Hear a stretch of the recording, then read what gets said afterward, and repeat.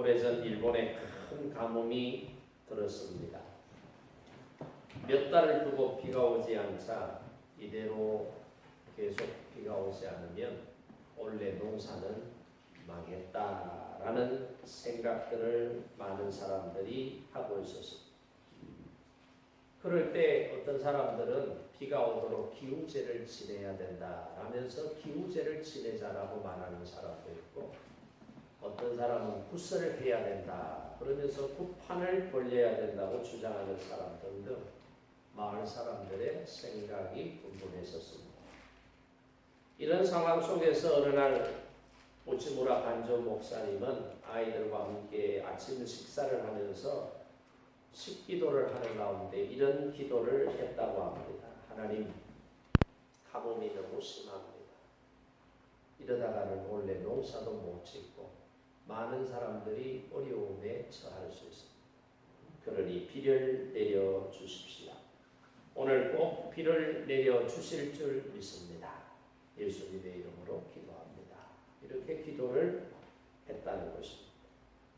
이제 아침 식사를 마치고 아들 둘이 초등학교에 가방을 메고 학교로 출발하려고 합니다. 큰아들은 당시 초등학교 6학년이었는데 아무 말 없이 그냥 가방을 손에 들고 학교로 출발을 합니다. 뒤를 이어서 작은 아이가 초등학교 3학년이었다고 하는데 이 아이가 가방을 들고 대도를 내려가면서 하는 말이, 아버지, 우산 어디 있어요? 우산이 어디 있느냐고 우산을 찾더라는 것입니다. 그래서 우치무라 간조 목사님이, 야 이놈아, 이렇게 하늘이 맑은데 무슨 비가 온다고 우산을 챙기느냐, 그냥 학교에 가 라고 말하니까 이 아버지의 말을 들었던 둘째 아들이 하는 말이, 아니 조금 전에 아버지가 밥 먹을 때 기도하실 때 하나님, 가뭄이 극심하니 비를 내려주십시오. 오늘 비를 내려주실 줄 믿습니다 하고 기도하셨잖아요. 그렇게 기도했으면 하나님께서 비를 주실 것이기 때문에 저는 아침에 학교 갈 때는 비가 안 와도 학교에서 집으로 돌아올 때는 비가 올 것이기 때문에 우산을 가져가야 된다고 말씀을 드렸는데 그게 뭐 잘못됐습니까? 라고 반문을 하더라고요. 그랬을 때 그 둘째 아들의 말을 듣고 우치무라 간조 목사님이, 야, 목사인 내가 이렇게 믿음이 없구나. 생각과 입으로는 비를 내려 주십시오라고 기도를 했음에도 불구하고 비가 올 줄로 믿지 않고 그냥 기도했구나. 자기 자신을 생각해 보니 초등학교 3학년 둘째 아들 보기에 부끄럽기 짝이 없었다는 그런 간증이 있습니다. 오늘 본문의 도마도 마찬가지였습니다. 예수님을 3년 동안 따라다녔던 제자였습니다. 가족도 직업도 다 내려놓고 주님을 3년 동안 따라다니면서 주님의 말씀을 듣고 배우고 현장에서 일어나는 사역들에 참여하고 놀라운 은혜와 기적을 체험했던 사람이었습니다. 주님이 말씀하시면 모든 것이 다 이루어지고 있다는 것도 알고 있었습니다. 그럼에도 불구하고 예수님께서 죽으시고 3일 만에 부활하신다는 말씀을 두세 차례 들었음에도 불구하고 부활하신 예수님을 만났다라고 하는 여제자들과 베드로와 요한의 간증과 그리고 자신이 없는 자리에 제자들이 모여있는 그 방에 예수님께서 찾아오셔서 부활하신 것을 나타내 보여주셨다는 말을 들었음에도 불구하고 나는 내가 직접 만져보고 확인해 보지 않고서는 부활하신 예수님을 인정하고 믿을 수 없다라고 고집을 피우고 있는 모습이 바로 오늘 본문의 말씀입니다. 이런 도마에게 주님께서 8해 만에 다시금 나타나셔서 손을 만져보고 옆구리를 확인해보라. 그렇게 말씀하시면서 이어서 하신 말씀이 보지 않고 믿는 자가 복이 있다. 그렇게 말씀을 하십니다. 보고 믿는 확인이 아니라 보지 않고도 주님의 말씀을 믿을 수 있는 신뢰가 중요하다는 것을, 그것이 진짜 믿음이라고 하는 것을 예수님께서 도마에게 말씀하시고 있는 내용입니다. 오늘 이 본문의 배경은 부활하신 예수님께서 두려움에 떨고 있던 제자들은 마가의 다락방에 모여서 문을 잠그고 숨어 있는 상태였고, 의심이 많던 도마도 그 자리에 있을 때에 예수님께서 나타나신, 그리고 대화하신 내용을 기록하고 있는 본문입니다. 그러면 오늘 이 본문 말씀을 통해서 주님께서 우리에게 주시고자 하는 교훈은 뭘까요? 저는 생각할 때 첫째는 주님은 두려워 숨어있는 제자들을 찾아오셔서 그들에게 평강이 있을지어다. 두려워하고 불안해하고 앞으로 불상사가 일어나면 어떻게 하시라고 몹시 떨고 있는 제자들에게 평안을 선포하시러 주님이 찾아오셨다는 것입니다. 그래서 먼저 19절에서 23절 말씀에 보면은 제자들이 유대인들을 두려워하여 모인 곳에 문들을 닫았더니 예수께서 오사 곁에 서서 이르시되 너희에게 평강이 있을지어다. 그렇게 말씀하셨습니다. 예수님께서 십자가에 매달려 죽으시고 부활하셨지만 제자들은 여전히 우리도 예수님을 따라다녔던 제자이기 때문에 우리까지도 저 유대 당국에서 죽이려고 할 것이고 불이익을 주려고 할 것이다 라고 하는 공포에 사로잡혀 있었습니다. 자신들도 잡혀 죽을까 봐 문을 굳게 걸어 잠그고 그 안에 숨어 있었다는 말입니다. 그런데 부활하신 예수님께서는 문을 안에서 열어주지 않으면 들어올 수 없는 상태였음에도 불구하고 예수님께서는 문을 통과하여 제자들이 숨어있는 그 방에 나타나셨다는 것입니다. 그리고 그 제자들에게 하신 첫 번째 말씀이 뭡니까? 너희에게 평강이 있을지어다. 에이레네, 평강을 선포하셨다는 것입니다. 이 에이레네라고 하는 말은 구약의 히브리어로 말하면 샬롬이라고 하는 뜻입니다. 이 샬롬은 뭐죠? 평화, 평안, 평강이라는 뜻입니다.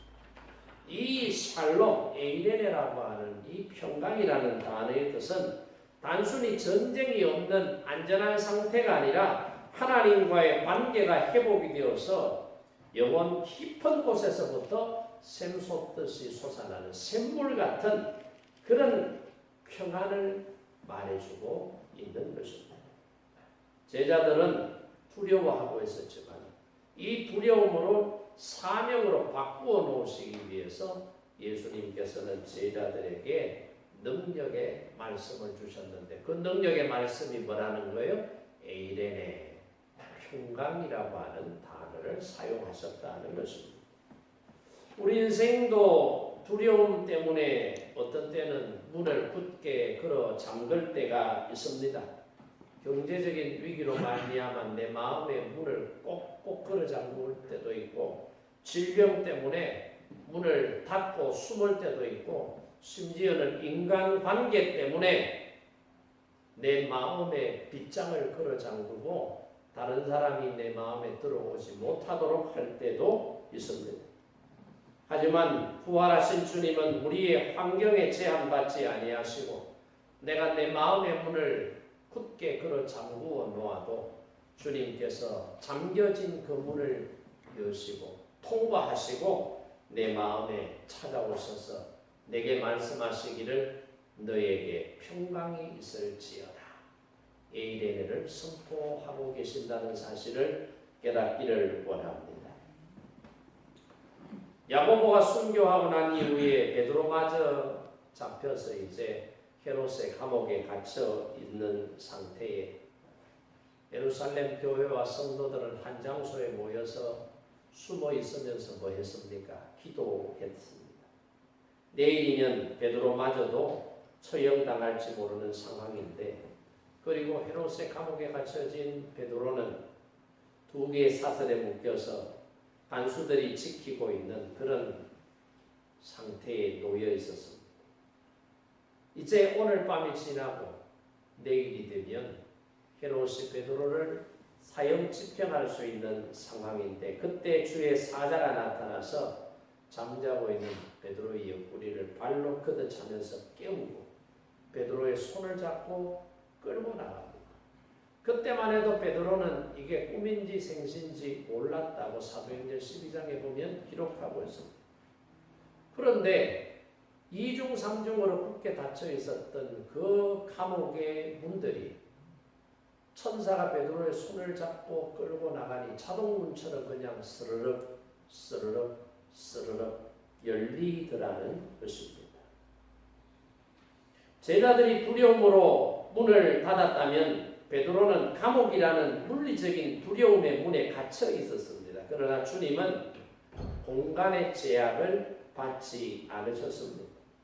감옥의 문을 여신 주님은 오늘 이 시간 저와 여러분의 마음의 문을 여시고, 그리고 숨어 있었던 다락방에 찾아오셔서 문을 뚫고 들어오셔서 세상이 줄 수 없는, 사람이 내게 줄 수 없는 주님이 주시는 평안을 공급하시려고 하신다는 사실을 깨닫기를 원합니다.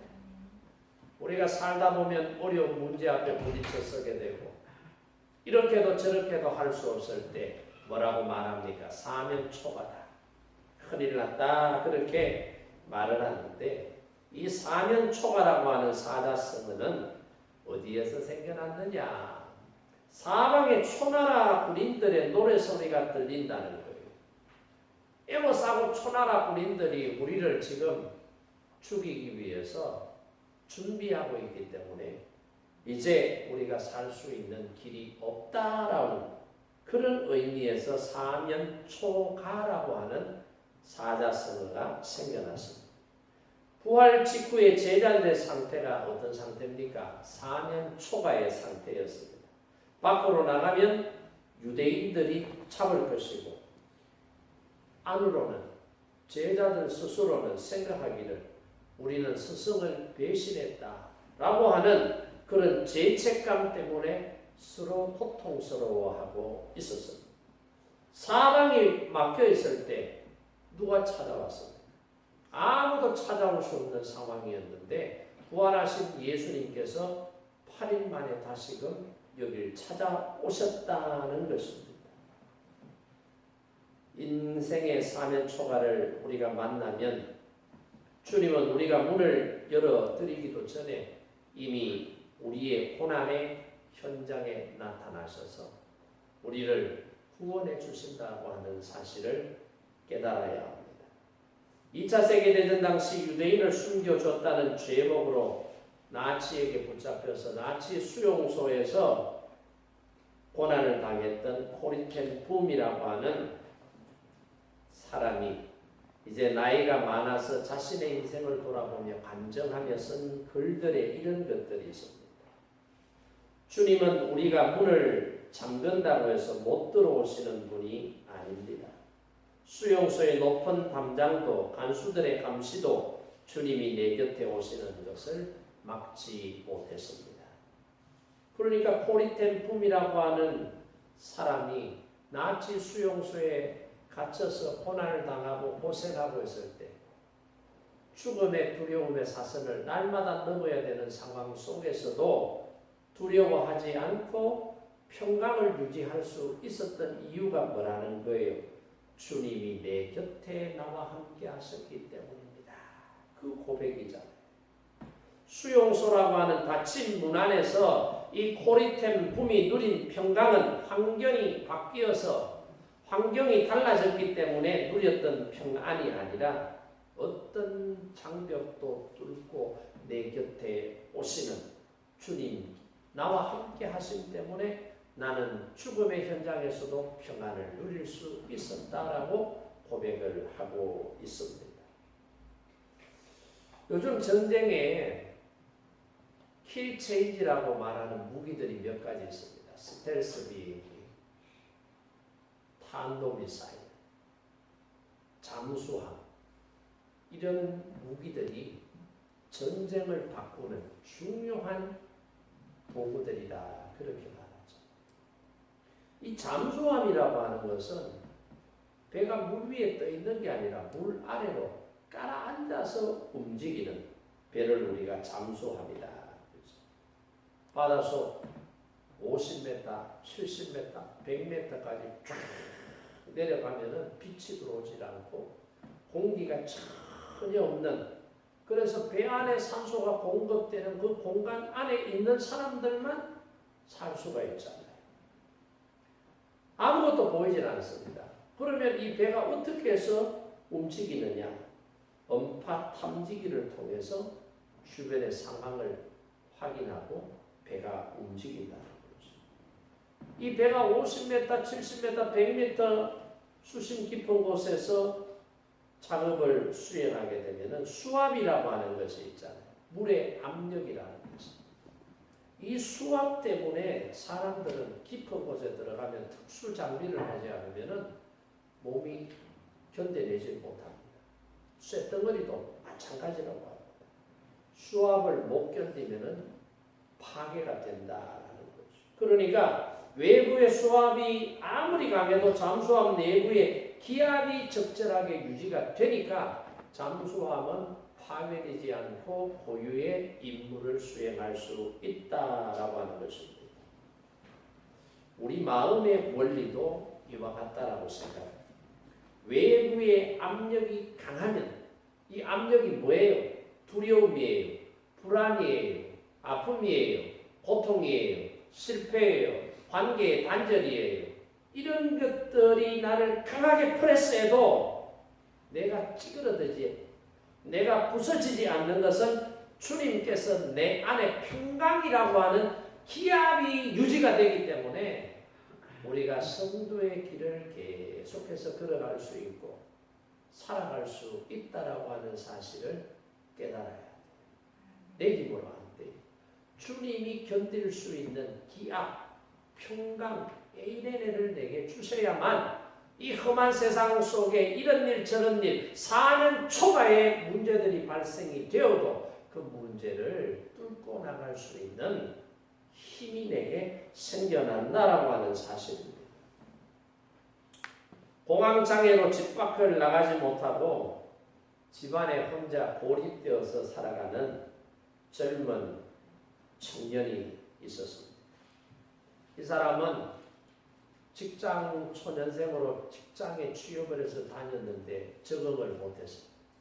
다른 사람들이 자신을 비난하는 것 같고 다른 사람과 비교를 해보니 자신은 쓸모없는 부러지 같은 존재라고 하는 것을 스스로 자책하면서 혼자 고립시켜버리는, 그래서 공황장애 때문에 다른 사람들과 만나지도 못하고 혼자 집안에서 살아가는 그런 청년이었습니다. 가족들이 그 집안에 있었지만은 가족들이 이런 말 저런 말로 위로를 하고 가까운 친구들이 찾아와서 위로를 하고 격려를 하고 희망의 말들을 전해주었지만 백약이 무효였다고 합니다. 왜 그러냐? 이미 내 마음의 문을 굳게 잠가버렸기 때문에 아빠 엄마의 말도 언니 동생의 말도 친한 친구들의 말도 마음속에 들어오지를 못하는 거예요. 그러던 어느 날 밤에 견딜 수 없는 고독 속에서 숨이 멎을 것만 같은 고통을 경험하게 됩니다. 그때 이 청년이 말하기를, 하나님, 만약 하나님이 계신다면 나를 살려주세요. 하나님이 정말 계신다면 나를 도와주세요. 하나님을 믿지 않으면서도 자기도 살아야 되겠다는 본능에 근거해서 하나님 나를 도와주세요. 살려주세요. 그렇게 소리쳤다는 거죠. 그 순간 지금까지 강하게 자기의 심장을 압박하고 산소 공급이 차단된 듯한, 그래서 숨이 막혀 죽을 듯한 고통이 있었는데 하나님이 계신다면 도와주세요. 살려주세요. 기도 아닌 기도를 외쳤는데 그 말이 끝나자마자 심장을 압박하고 산소가 공급되지 않은 그런 느낌이 싹 사라지면서 신선한 공기가 코 속으로 들어가 심장에 공급이 되어서 마음이 평안해지고 호흡이 안정이 되더라는 것입니다. 그 순간 일어나서 정신을 차리고는 자기 몸에 느꼈던, 자기 몸이 체험했던 그것을 생각해 보면서 하나님이라고 하는 존재를 나는 인정하지 않았는데, 눈에 보이는 것만 인정하지 않았는데 하나님은 진짜 계시는구나. 그러면서 이 사람이 교회 나가 신앙생활을 하고 믿음이 생기니 나중에 뭐라고 반증했느냐? 제가 문을 열 용기가 없을 때에 주님께서는 제 마음의 빗장을 여시고 제 마음에 들어오셨습니다. 주님은 제가 숨어 있었던 가장 어두운 곳까지 찾아오셔서 나의 아픔과 상처를 위로하시고 회복시켜 주셨습니다. 그렇게 고백을 하더라는 것입니다. 여러분, 지금 여러분은 무엇 때문에 마음의 문을 걸어 잠그고 계십니까? 주님은 오늘 그 단단하게 걸어 잠그고 있는 문을 열어주시지 않으면 뚫고서 들어오신다고 하십니다. 그리고 여러분에게 뭐라고 말씀하시겠다고 하셨느냐면 너에게 평강이 있을지어다 라고 말씀하시겠다고 하셨습니다. 오늘 주님의 이 말씀을 저와 여러분이 듣고 내 마음에 닫아놓은 문이 있다면 주님께서 들어오심으로 말미암아 문제가 해결되고 닫힌 문들을 열어 주님을 영접하고 변화의 놀라운 은혜가 체험되시기를 주님의 이름으로 축복합니다. 그리고 24절에서 27절 말씀에 보면 너의 손가락을 이리 내밀어 내 손을 보고 너의 손을 내밀어 내 옆구리에 넣어보라. 그리하여 믿음 없는 자가 되지 말고 믿는 자가 되라. 그렇게 말씀하십니다. 12제자 중에 하나였던 이 디두모라는 말은 쌍둥이라는 뜻이에요. 이 쌍둥이였던 도마가 처음 주님이 오셨을 때, 처음 부활하신 주님이 오셨을 때 그 자리에 없었습니다. 다른 제자들은 부활하신 주님께서 이 11명의 제자들 가운데 나타내 보이시니까 부활하신 예수님을 확실하게 믿었습니다. 그리고 8일 만에 도마가 이 제자들이 모여있는 공동체에 나타나니 다른 제자들이 도마에게 왜 이제 왔어? 주님께서 이틀 전에 부활하신 몸으로 여기 우리 가운데 찾아오셔서 주님이 확실하게 부활해서 우리가 부활 아침에 막달라 마리아와 다른 마리아와 그리고 베드로와 요한이 그 현장에 가서 무덤 가로막고 했던 그 바위가 밀쳐져 있었고 천사가 하는 말을 들었고 굴 속에 들어가 보니 무덤 안에 무덤은 비어 있었고 세마포는 한쪽에 정리되고 머리를 싸맸던 수건은 개켜져 있었다는 증언을 우리가 들었지만 그때 솔직히 나도 긴가민가했어. 근데 이틀 전에 부활하신 예수님이 우리 11명의 제자들이 있는 이 방에 문을 닫고 우리가 숨어 있었는데 두려워할 때에 예수님께서 찾아오셨어. 부활하신 모습을 보여주셨고 우리하고 대화를 했어. 근데 너 없었잖아. 예수님 진짜 부활했어 라고 증언을 하니까 이 도마가 뭐라고 그래요? 무슨 소리 하냐? 집단 환각 상태에 빠진 거 아니야? 무슨 귀신에 홀려가지고 말도 안 되는 소리를 하고 있어.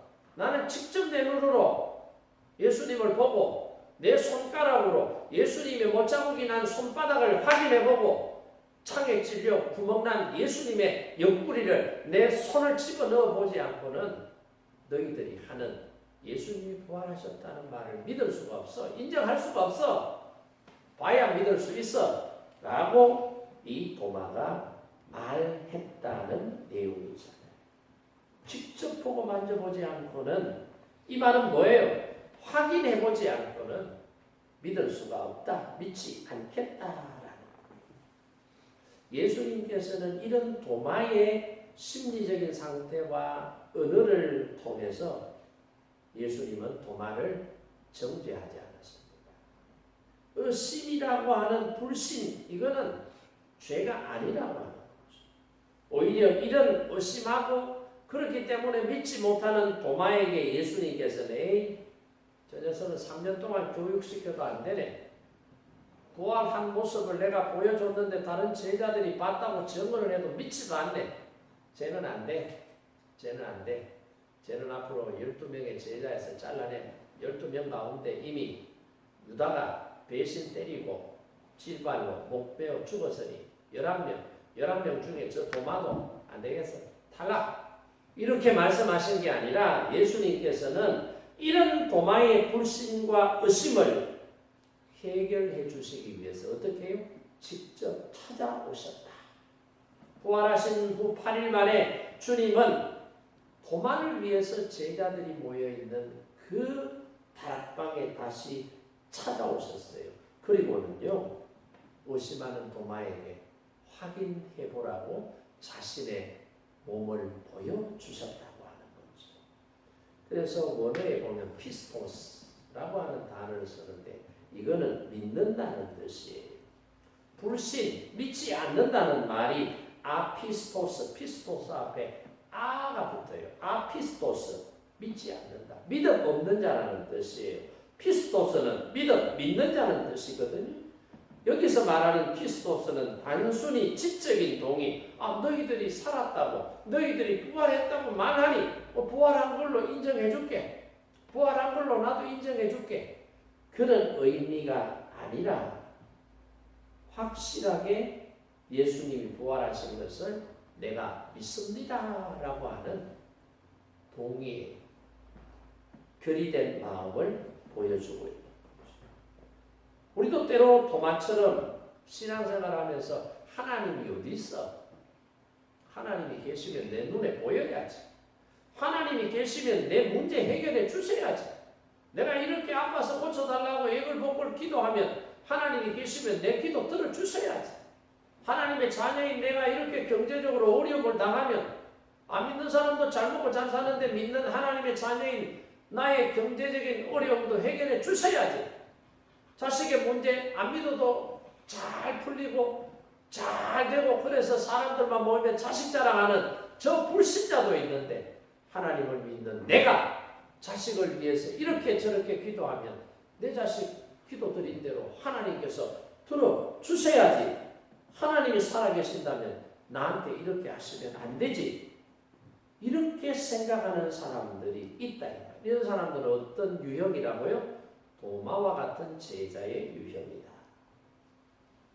예수님은 우리의 이런 연약함, 의심하는 것, 불신하는 것, 그러면서 하나님에 대해서 전적으로 신뢰하지 못하는 이런 부분들을 아시고 쟤는 믿음의 분량이 저것밖에 안 되니까 안 돼. 내버려둬. 쟤 포기.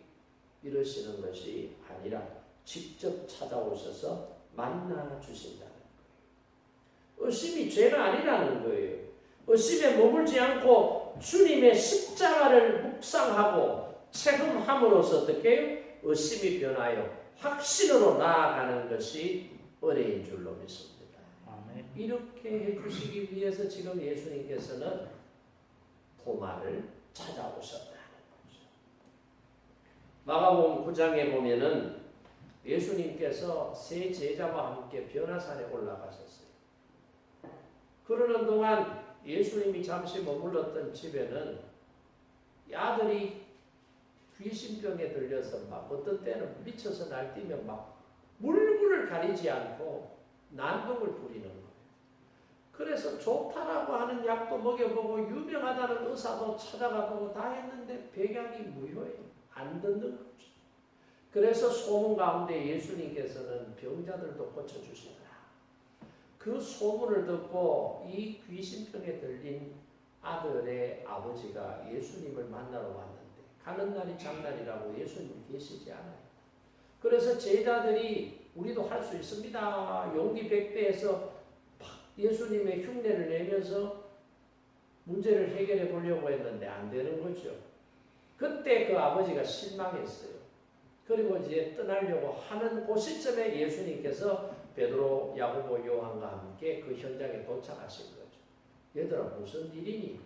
아이고 선생님께서 안 계시는 동안 저 남자가 아들이 귀신병에 들려서 고쳐달라고 해서 우리가 야단 법석을 들어봤는데도 안 됩니다. 라고 하니까 그 이야기를 듣고 있던 아이의 아버지가 선생님 할 수만 있다면 우리 아들의 병을 좀 고쳐주세요 라고 말을 걸어요. 그 말을 예수님께서 듣고 뭐라고 답변을 하셨죠? 야 이 사람아 할 수 있거든이 무슨 말이냐? 믿는 자에게는 넘치 못함이 없어 라고 예수님께서 말씀하시고는 그 아버지가 예수님의 이 말씀을 듣자마자 뭐라 그래요? 나의 믿음 없음을 용서해 주세요. 주여 내가 믿나이다. 할렐루야. 이러니까 그 아들의 병이 즉시로 나더라. 그 말씀이 마가복음 9장 23절 4절 이하의 내용이다. 이 말씀이에요. 도마의 의심은 주님을 거부하기 위한 의심이 아니라 정말로 주님을 믿고 싶은데 정말로 주님이 살아나신 것을 내가 확인하면은 내가 이런 문제로 다시는 이렇고 저렇고 의심하는 마음을 갖지 않고 이제는 확증할 수 있으니 내가 부활하신 예수님을 직접 만나보고 싶다. 그런 의미가 도마의 마음속에 있었다라고 하는 거죠. 이런 도마의 마음을 예수님께서는 아시고 어떻게 해요? 흔들리는 믿음을 붙잡아 주시기 위해서 다시금 도마에게 나타나신 거예요. 그래서 예수님은 의심하는 사람을 버리지 아니하시고 의심하는 사람을 찾아가시고 그 의심하는 사람의 의심의 문제를 해결해서 확신의 믿음으로 바꾸어 놓으시고 그 바뀐 사람을 통해서 주님은 주님 나라의 일을 감당하는 일꾼으로 세우시더라는 것을 우리가 알아야죠. 우리가 잘 알고 있는 나니아 연대기의 저자가 누구죠? C.S. 루이스라고 하는 영국인이에요. 이 사람은 20세기 최고의 기독교 영성가라고 하는 별명을 가진 만큼 뛰어난 영성신학자예요. 이렇게 20세기를 대표하는 영성신학자였지만 이 사람이 예수님을 영접하기 이전에는 철저한 무신론자였습니다. 신은 없다. 신은 존재하지 않는다. 그렇게 생각을 하고 그런 말을 주변의 사람들에게 강론을 했던 사람이에요. 신의 존재를 의심하면서 논리적인 증거를 찾고 있었다. 논리적으로 증명이 되면 나도 신을 인정하고 나도 신을 믿을 거야. 그런데 신이라고 하는 존재가 논리적으로 인정되고 증명할 수 있는 근거가 부족하기 때문에 나는 믿지 않는다. 그런 주장을 펼쳤던 사람. 이런 사람 전도하기 쉬울까요? 까다로울까요? 여러분 주변에 있는 사람들도 다양한 부류의 사람들이 있을 거예요. 어떤 사람은 단순한 사람도 있고 어떤 사람은 복잡한 사람도 있고 어떤 사람은 굉장히 지적이고 분석적인 사람도 있을 거고 어떤 사람은 어떤 말이라도 쉽게 믿어주고 공감하는 사람들도 있을 거예요. C.S. 루이스 같은 사람은 우리가 전도하기 아주 어려운 부류에 속하는 사람이었어요.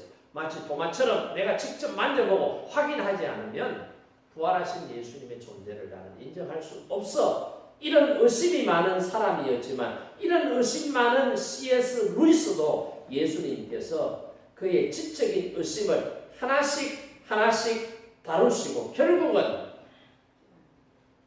의심 많았던 C.S. 루이스 같은 사람도 예수님이 부활하셨고 하나님은 실존하시는 분이시라는 것을 스스로 인정하지 않을 수 없도록 예수님께서 그를 바꾸어 놓으시더라.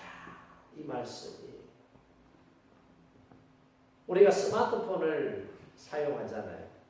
저도 갤럭시 탭이라고 하는 들고 다니는 걸 누가 선물을 해주셔서 선물 받아서 제가 가지고 있는데 그걸 자꾸 사용하고 핸드폰을 자꾸 사용하다 보면 어떤 때는 컴퓨터 모니터 앞에서도 좌판을 두드려서 명령어를 주어야 되는데 좌판을 안 누르고 스크린 터치를 하는 그런 경우들이 가끔 있어서 그런 저의 모습을 보고 웃을 때가 있습니다.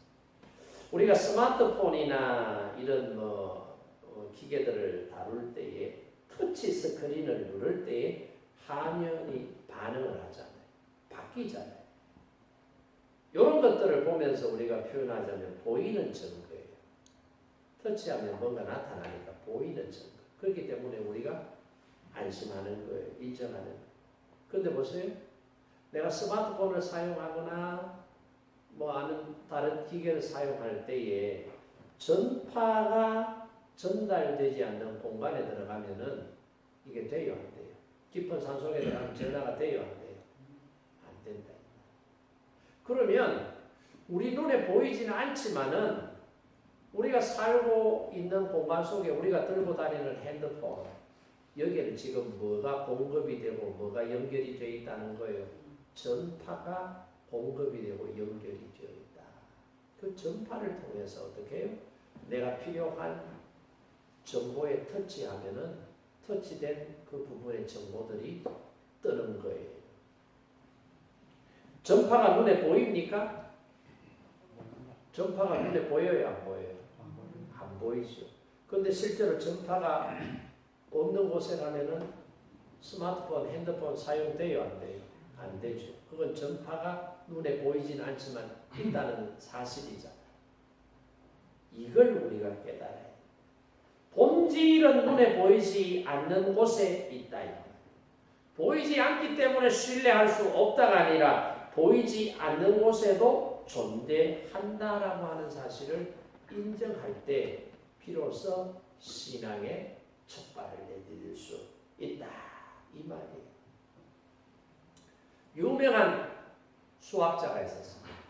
대학에서 교수의 직을 수행하면서 많은 학생들에게 많은 포럼과 세미나에서 자신의 뛰어난 실력을 드러내고 인정받는 사람이었습니다. 수학 공식처럼 모든 문제는 숫자로 공식에 대입할 때 문제가 해결되고 답을 얻을 수 있다는 생각을 가진 사람이었어요. 그런데 이 사람에게 무남동녀 외동딸이 있었는데 어느 날 아프기 시작하고 병원에 가서 진찰을 해보니까 병명이 없는 거예요. A 병원에 갔는데 없어요. B 병원에 가도 애는 아파서 죽는다고 고통을 호소하는데 병명이 나타나죠. 이상 없습니다. 이상 없습니다. 그러는 거지. 그랬을 때 이 수학학자 교수가 고민을 하는 거예요. 분명히 애가 아프다고 하면 원인이 있어야 되는데 그 원인이 뭔지 이게 증명이 돼야 되는데 증명이 되질 않아요. 증명되지 않는데 결과는 아프다라고 호소를 하고 있는 자기 딸이 있다는 거예요. 그러니까 자기가 지금까지 알고 있었던 숫자, 공식 그리고 그 공식으로 답을 얻을 수 있다라는 자기의 논리와 생각이 혼란스러워지는 거예요. 그러면서 이 사람이 어느 날 신이 존재하는 것인가? 수없는 많은 친구들이 교회 이야기라고 하나님 얘기하고 신의 존재 얘기를 했는데 그들도 보지도 않고 듣지도 않았는데 내가 지금까지 알고 있었던 거 외에 또 다른 세계가 있단 말이야. 고민을 하면서 도대체 신이 있다는 거야, 없다는 거야. 근심을 하는 거야. 그러면서 믿거나 말거나 혹시 하나님이 계신다면 혹시 하나님이 계신다면 증거를 보여주세요. 그렇게 자기도 모르게 기도를 하고 혹시 하나님이 계신다. 내 딸의 병을 고쳐주세요. 하나님께서 내 딸의 병을 고쳐주신다면 보이진 않지만 실제로 존재하는 하나님의 존재를 제가 인정하고 제가 하나님을 섬기겠습니다. 그렇게 소원 아닌 소원 기도를 하게 된 거예요. 이 아이의 병이 나았을까요? 안 나았을까요? 안 나았으면 이 얘기를 안 하겠죠. 나았으니까. 나은 거예요. 딸의 병이 깨끗하게 치유돼. 그러니까 이 교수가, 이 수학자가 야, 모든 것은 숫자로 모든 것은 정해진 공식으로 답을 얻을 수 있다고 생각합니다. 세상에는 그렇지 않은 보이지 않는 또 다른 힘의 세계가 있구나. 신이라고 하는 존재가 눈에 보이진 않지만 실제적으로 존재하고 있구나라고 하는 것을 깨닫게 되고 예수님을 믿게 되었다라고 하는 간증이 있습니다. 여러분, 우리 삶에도 이 말씀이 적용되기를 원합니다. 의심하고 그래서 숨어 있지 말고 주님께 나아갈 수 있기를 바랍니다. 도마의 장점은 뭐예요? 솔직함이에요. 정직함이에요. 니들이 아무리 부활하신 예수님을 만났다고 해도 내가 못 만났으니 나는 부활하신 예수님을 믿고 싶은데 안 믿겨지니 이걸 어떻게 하냐 이 말이에요. 그랬을 때 예수님께서 솔직하게 부활하신 예수님을 믿지 못하겠다고 하는 도마에게 찾아가셔서 도마야, 네 손으로 내 손바닥을 만져봐. 너의 손으로 내 옆구리에 집어넣어봐. 이제 봤으니 믿겠니? 그러니까 도마가 뭐라고? 나의 주, 나의 하나님이십니다. 할렐루야. 아멘. 정직하세요. 신앙생활은 하나님 앞에서 정직해요. 하나님 앞에서 숨길 게 뭐 있어? 손바닥으로 하늘을 가린다고 해서 하나님이 없어져요? 아니잖아요. 하나님 앞에서 솔직하게 내 내면 안에 있는 근심과 부끄러움과 걱정과 의심을 솔직하게 말할 때에 주님께서 찾아오셔서 내 의심과 나의 부끄러움과 감추고 싶은 문제들을 해결해 주시더라 이 말이에요. 그리고 예수님은 우리처럼 경제 논리를 따지면서 문제를 해결해 주시는 분이 아니에요. 지금 다른 제자들은 다 예수님을 부활하신 예수님을 믿었어요. 근데 지금 누가 안 믿어요? 한 사람 도마가 안 믿어요. 근데 예수님께서 한 사람 도마를 위해서 찾아오신 거예요. 예수님의 비유 가운데 이런 양 비유 있죠. 한 마리의 이런 양을 찾기 위해서 어떻게 해요? 99마리의 양을 들판에 두고 잃어버린 한 마리의 양을 찾아나서. 이 경제 논리로 따지면 이게 맞아요? 틀려요? 99마리 중에 또 놀래가지고 달아나버리면 10마리를 잃어버릴지 20마리를 잃어버릴지 다 잃어버릴지도 모르잖아요. 그런데 예수님은 경제 논리로 접근하시지 않고 한 사람의 소중함을 알고 계신 거예요. 여러분, 한 사람이 아프고 한 사람이 고통당하고 한 사람이 실족하고 그러면 예수님께서는 그 현장으로 가셔서 그 사람을 케어해 주시고 회복시켜 주시는 분이시다는 것을 알아야 돼요. 그리고 말씀하시기를 27절에 뭐라고 그랬어요? 믿음 없는 자가 되지 말고 어떤 자가 되라고요? 믿는 자가 되라. 믿음 없는 자가 갈 곳은 어디요? 믿음 있는 자, 믿는 자가 갈 곳은 어디요? 그럼 여러분은 어떤 길을 선택하고 싶어요? 믿는 자가 돼요. 답은 잘 알면서도 생활 속에서는 제대로 안 되는 사람. 이러면 안 된다.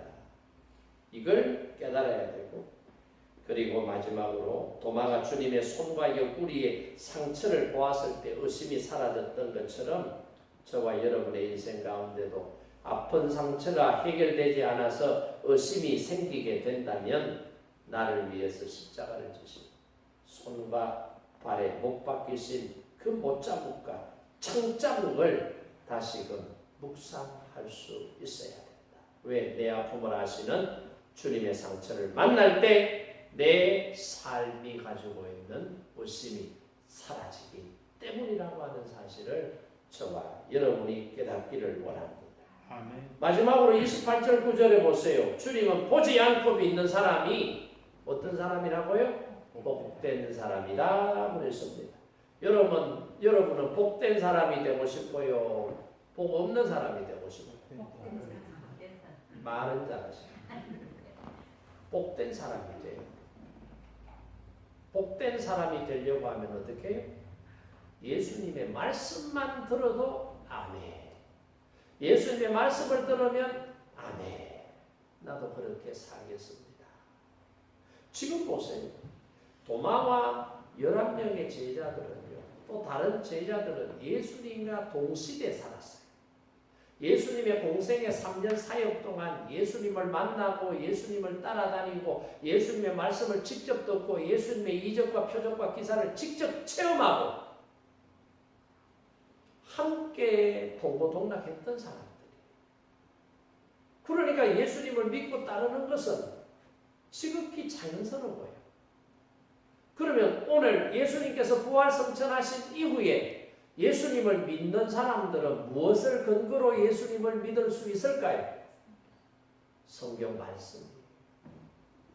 말씀이 우리로 하여금 믿음을 갖게 하시는 도구라고 하는 사실을 우리가 알아야 돼요. 직접 본 제자들보다 앞으로 기록된 말씀과 성령의 증거를 통해서 보지 않고도 믿는 사람이 뭐 있는 사람이라고요? 그러니까 저와 여러분은 뭐가 있는 사람이에요? 복 있는 사람.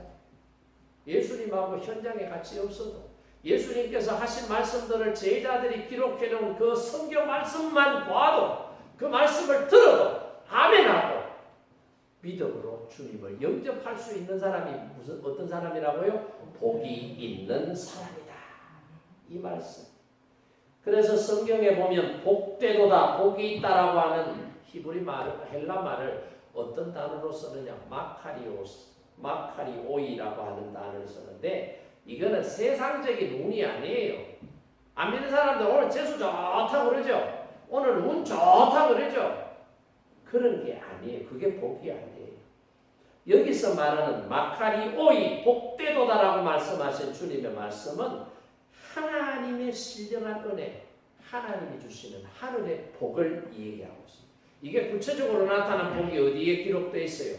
마카리오이, 이 복이 어디에 기록되어 있어요? 산상수훈 8복에 집중되어 있다는 것을 우리가 성경을 통해서 볼 수가 있지 않습니다. 그래서 오늘 우리는 예수님의 육신을 볼 수 없습니다. 그러나 기록된 예수님의 말씀을 통해서 성령께서 역사하시는 역사를 통해서 우리는 주님을 만나고 주님을 믿는 것입니다. 이것이 직접 예수님을 만났던 제자들보다 보지 않고도 믿을 수 있는 우리가 훨씬 더 복이 많은 사람이다라고 예수님께서 평가하신다라고 하는 사실을 깨달아야 돼요. 한 예를 들어볼까요? 백부장에게 하인이 있었고 그 하인이 중풍이 들어서 진짜 심각한 상태예요. 중풍병이 걸린 사람들 보세요. 뇌혈관이 터지거나 막히거나 이걸 뇌졸증이라고. 이게 생기면 문제가 심각하잖아요. 이런 상태에 있는 자기 집 하인이, 나이 든 하인이 고통을 당하고 있을 때 백부장이 직접 예수님을 만나러 와요. 그리고 예수님께 요청하기를 제 종이 중풍병으로 굉장히 고통을 당하고 있어요. 예수님 좀 고쳐주십시오. 그러니까 예수님께서 그래요? 같이 갑시다 라고 말씀하시잖아요. 그랬을 때 그 백부장이 뭐라고 그래요? 아닙니다 선생님. 선생님 복음사역에 바쁘시기 때문에 제가 있는 곳까지 가려고 하면 시간이 오래 걸립니다. 그러니까 사역에 차질이 있을 수 있으니 가시지 말고 여기서 말씀만 해주세요. 말씀만 하셔도 제 집에 있는 하인의 병이 깨끗하게 고침받을 줄로 믿습니다. 그러잖아요. 그랬을 때 예수님께서 선포하시죠. 그러면서 이 백부장의 믿음을 칭찬. 이스라엘 사람들 중에 이 백부장한 믿음을 내가 본 적이 없다라고 예수님께서 칭찬하시더라. 이 말이에요. 여러분 신앙생활은요. 육신의 눈이 밝은 것도 중요하지만은 안목이 있어야 되는데 이 안목 중에 뭐가 있어야 되나? 심안이 열려야 돼요. 이 심안은 다른 말로 영안이 열려야 된다. 도마는 지금 육신의 눈으로 상처를 확인하려고 했지만 예수님은 우리에게 마음의 눈으로 말씀을 통해서 부활하신 예수님을 체험하라 라고 말씀하고 계신다는 것을 저와 여러분이 꼭 기억할 수 있기를 바랍니다. 육신의 눈이 닫혀 있었던 사람은 여러분 주님의 일꾼으로 사역하지 못할 것 같아요. 아니, 시각장애를 가지고 있었던 페니 크로스비라고 하는 여성은요, 앞을 못 봤어요. 옛날 말로 하면 소경, 앞을 못 보는 사람. 그런데도 이 사람이 살아있는 날들 가운데 찬송가를 몇 곡을 지은 줄 알아요? 8,000곡을 지었어요. 8,000. 우리는 한 곡도 못 지었어요. 눈 멀겋게 뜨고 시력이 1.5고 1.2고 해도 시력이 없어서 안경을 끼고 교정 시력 1.0이 돼도 우리는 찬송가 하나 작곡 작사 못했는데 이 사람은 앞을 보지 못하는 시각장애였지만 8,000곡이나 되는 찬양시와 찬양곡 찬송가를 만들었다. 그래서 사람들이 말합니다. 당신은 앞을 보지 못하니까 참 안 됐습니다. 안 됐습니다. 라고 말하니까 이 페니 크로스비가 하는 말이 내가 눈을 감고 있었기 때문에 오히려 하나님을 뚜렷이 볼 수 있었습니다. 내가 앞을 보지 못하기 때문에 오히려 하나님을 또렷이 볼 수 있었다. 이 말이 뭐예요?